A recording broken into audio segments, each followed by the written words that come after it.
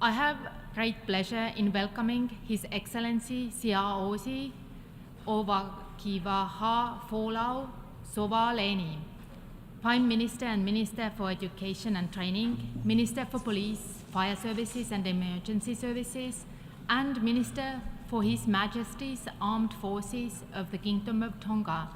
I invite him to address the Assembly. Tapu mo do mafi. Ufanga ngai whatapu, whaafaki. All protocols observed. Mr. President, malo elelei. I bring warm greetings from the Kingdom of Tonga and congratulate you on your assumption of the presidency of the 70th session of the United Nations General Assembly. I thank your predecessor, His Excellency Kasapa Korosi, for his able stewardship in driving solutions built on solidarity, science, and seeking sustainability. Our delegation fully supports your vision for the 70th session: peace, prosperity, progress, and sustainability. The General Assembly's essential work is in the expert hands with your leadership, and we hope it will continue and improve. The theme for this session of rebuilding trust and reigniting global solidarity, accelerating action on the 2030 Agenda and its Sustainable Development Goals toward peace, prosperity, progress, and sustainability for all, is more urgent than ever. I thank the Secretary General, Mr. Antonio Guterres, for his stewardship of the UN during this most challenging time. I offer my heartfelt condolences to the government and the people of Lahaina, Hawaii, Morocco, and Libya. The people of my country feel for the families of the victims, for the tragic loss of lives in the recent disaster that occurred in their countries. Mr. President, we convene at a time where people, countries, regions, our world confront a quick succession of multiple challenges. Climate change threats have reached an existential level. The heightened frequency and severity of cyclones, rising sea levels caused by melting polar ice, plastic, and pollution in our ocean, as well as heat waves and fires, are causing suffering in my country, our people, and our Pacific region. There are many related consequences. We are confronted with ever-increasing rates of non-communicable diseases, persistent inequalities, declining basic living conditions, and mounting violence against women and girls. Furthermore, there has been a substantial surge in trafficking and utilization of unlawful narcotics and cross-border criminal activities, disinformation, and cybercrime. Many of these are borderless challenges concerning us all and calling for cooperation. The increasing geopolitical mistrust and conflicts are worrisome, particularly given the pressing need for multilateral action. This disruption affects the lives of millions, provokes excessive inflation, hiked food prices, and raises food costs. A sense of uncertainty arises among individuals worldwide on how to fulfill their fundamental requirements. Our window to discuss past talk is closing rapidly. Our responsibility is to act.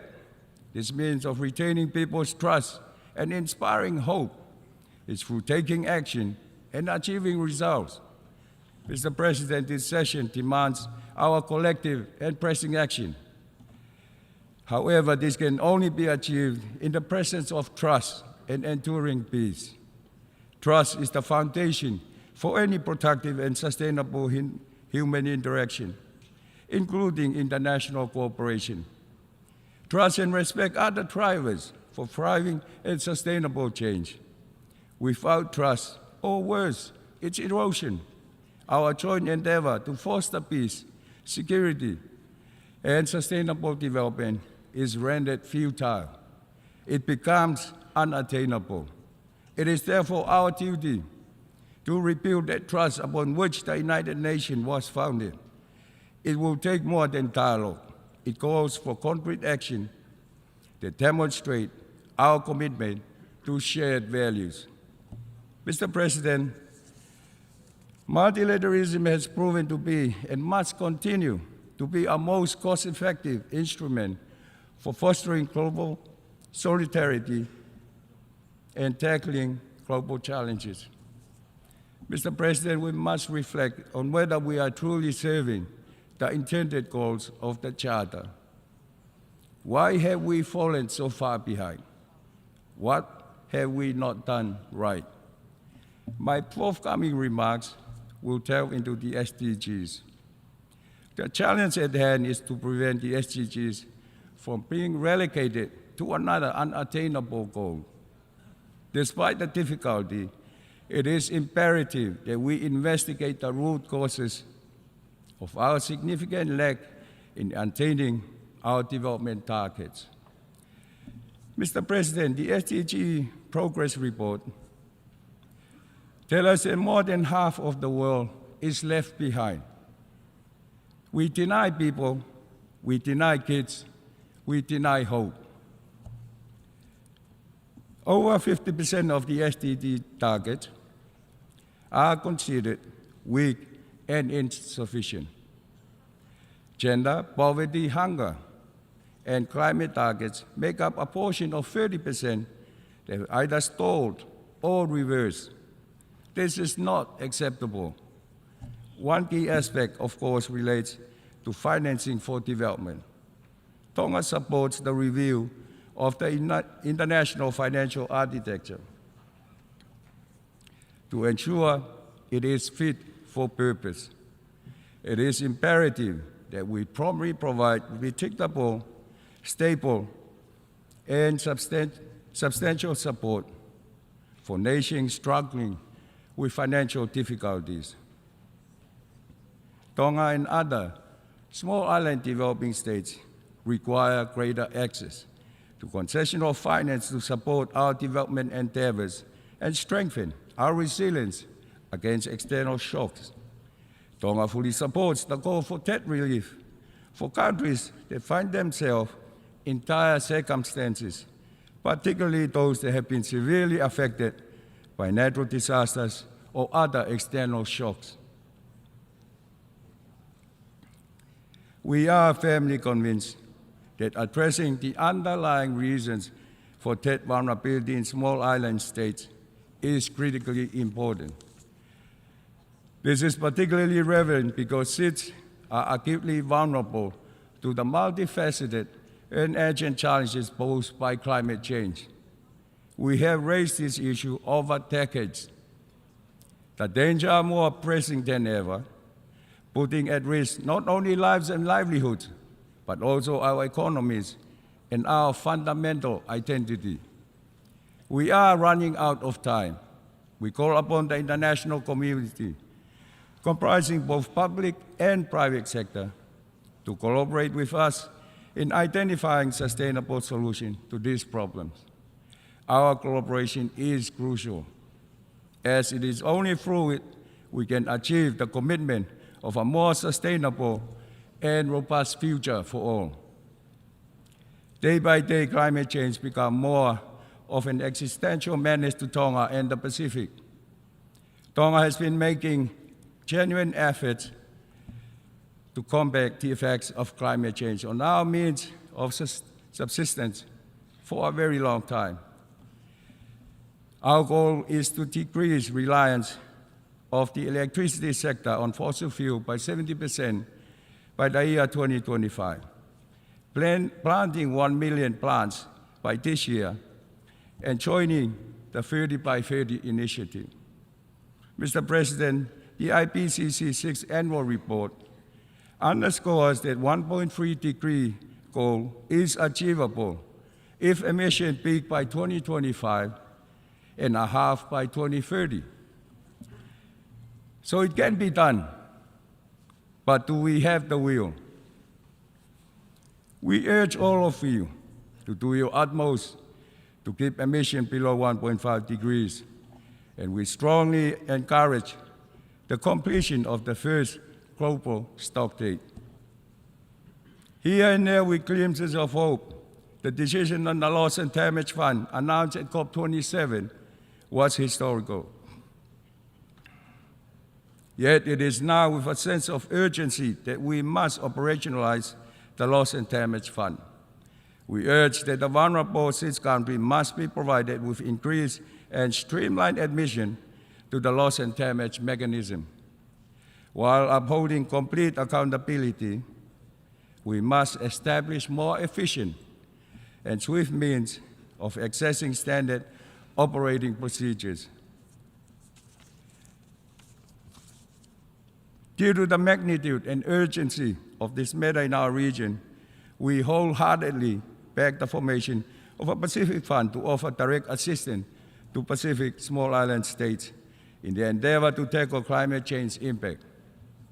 Indeed, my country is determined to take a lead on the issue, having been appointed the champion on climate financing for the Pacific. I can only say it again, the Pacific leaders for decades now call upon the international community for urgent climate action. Have our voices been acknowledged and our pleas earnestly addressed? The climate finance commitment made by developed countries falls significantly short of the promised 100 billion per year starting in 2020. This brings me to climate justice. Tonga felt encouraged by the historic adoption by consensus of the General Assembly resolution led by Vanuatu and a core group of countries to call on the International Court of Justice for an advisory opinion on the obligation of states regarding climate change. This marked an important milestone in our decades-long struggle for climate justice. Earlier this year, I attended a midterm review of the Sendai framework. Again, as has already been reiterated by colleagues from the Pacific, our countries need more progress and remain at the forefront of battling climate-related hazards. Again, timely access to finance prevents small island states from making progress. So today, as we have done frequently, I call for action to review the largely uncoordinated funding mechanism to prioritize short-term post-disaster financing need and to address long-term risk reduction. I also call for the investing much more into increasing resilience, especially in the education and health sectors. Possessing the tools to demonstrate resilience is a significant part of the preparation. Long-term risk mitigation and reduction are also intrinsically linked to early warning systems. We acknowledge the UN Secretary General's Early Warning for All initiative, announced at COP27 last year. We affirm Tonga's commitment to its implementation. We affirm the resolution that strengthening multi-hazard early warning system is more relevant for implementing the Sendai Framework 2015-2030. Tonga has taken on a lead in this area for our region by implementing a nationwide early warning system throughout Tonga with communication and siren systems. Mr. President, has been said often, we are a small land state and vast ocean nations. In fact, our very being, our identity, cannot be separated from our precious ocean. The Secretary General's report reiterates that ocean remains under significant threat from human activities. Marine biodiversity is disturbed due to overexploitation and ocean acidification. Over 1/5 of fish stocks are being harvested at unsustainable levels, and coastal waters are polluted with chemicals, plastic, and human waste. Urgent remedial action are imperative to minimize the imminent threat and mitigate the damage we are currently facing. We are encouraged by the adoption of the agreement under the United Nations Convention on the Law of the Sea, on the conservation and sustainable use of marine biological diversity of areas beyond national jurisdiction, the BBNJ agreement.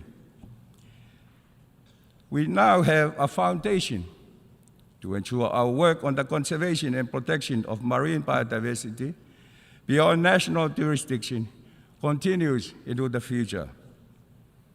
Tonga looks forward to joining state parties in its implementation.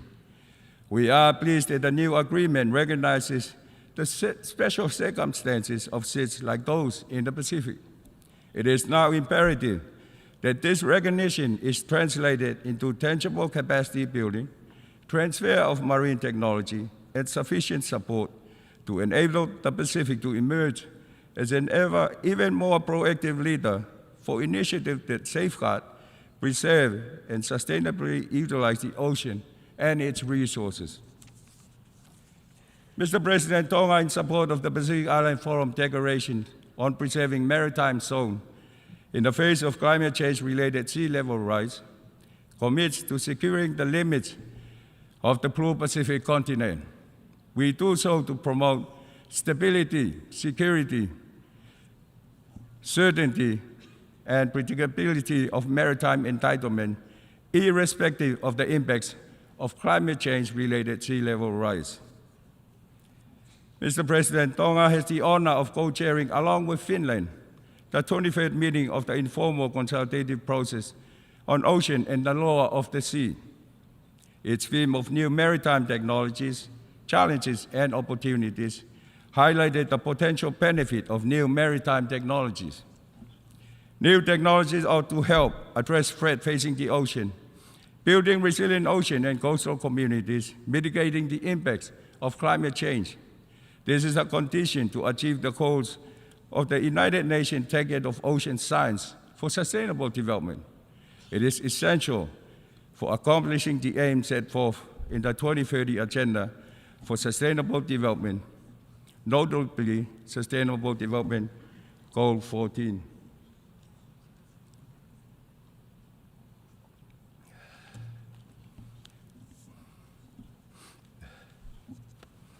Mr. President, Tonga continues to be fully committed to the effective implementation of UNCLOS and the 1994 Agreement on implementing Part 11 of the Convention.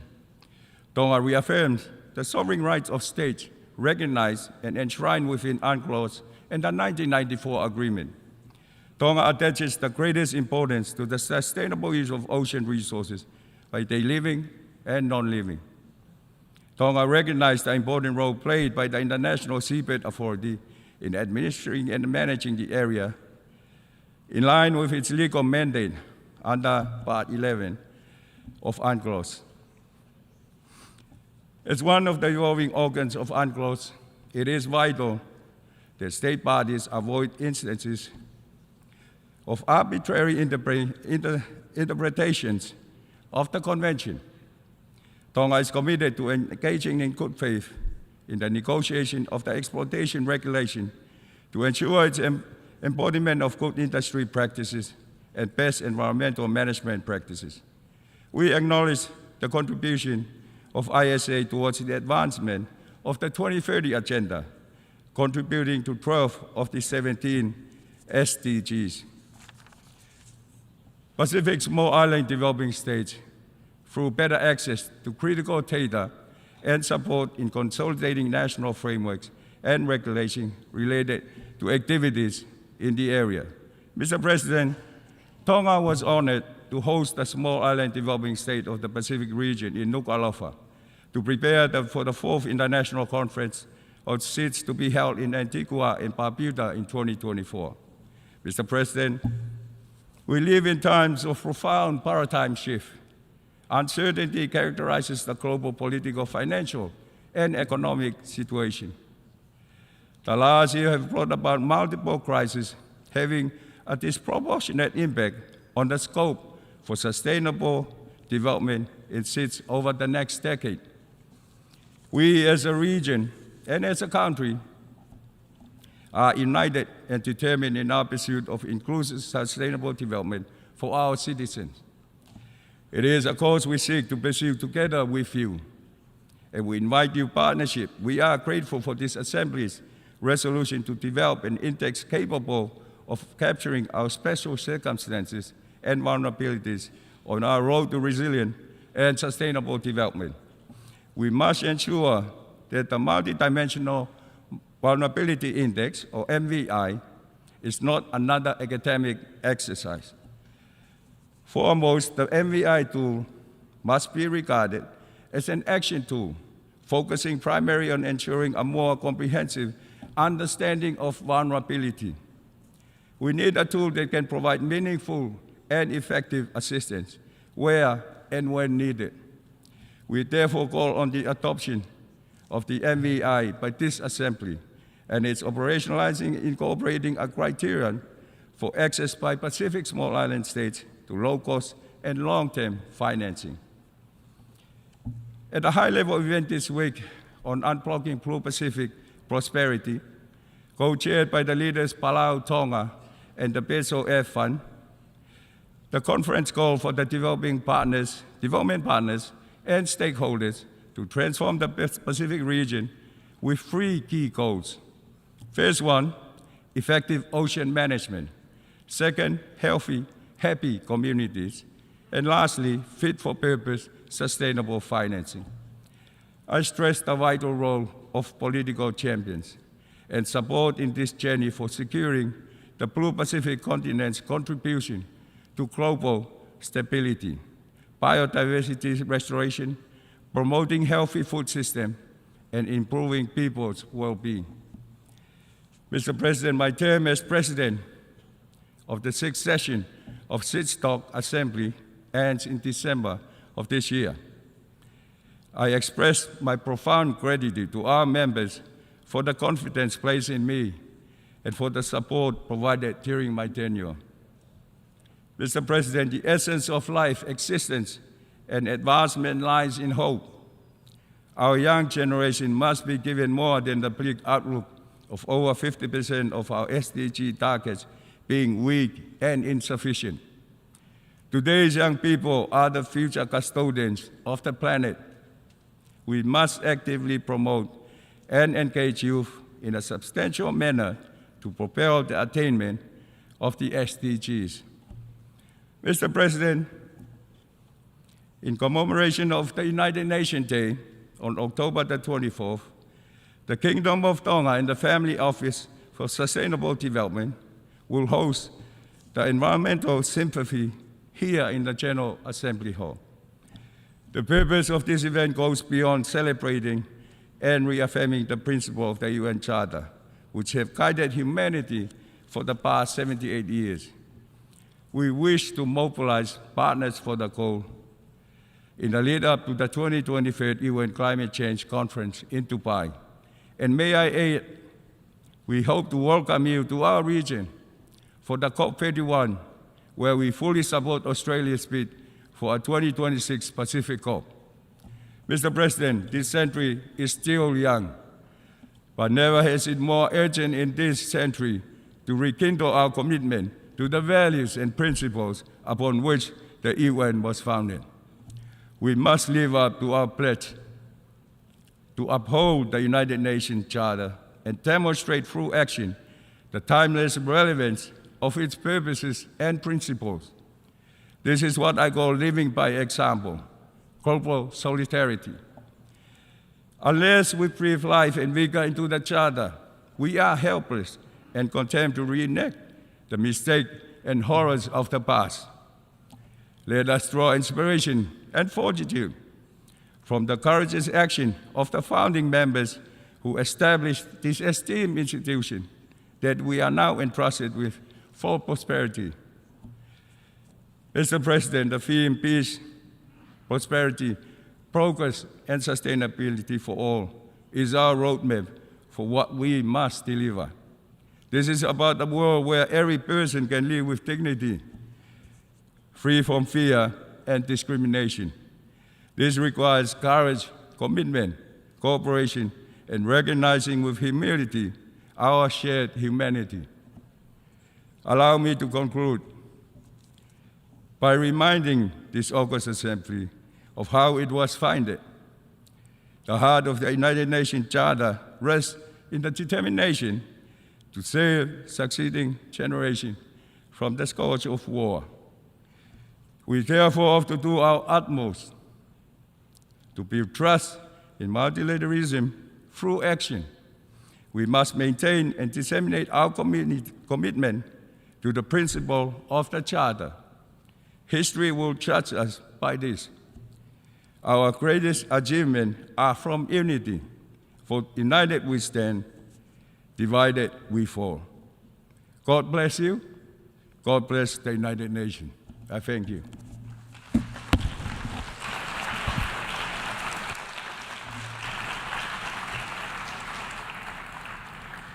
On behalf of the Assembly, I wish to thank the Prime Minister and Minister for Education and Training, Minister for Police, Fire Services and Emergency Services, and Minister for His Majesty's Armed Forces of the Kingdom of Tonga for the statement just made, and I request protocol to escort His Excellency.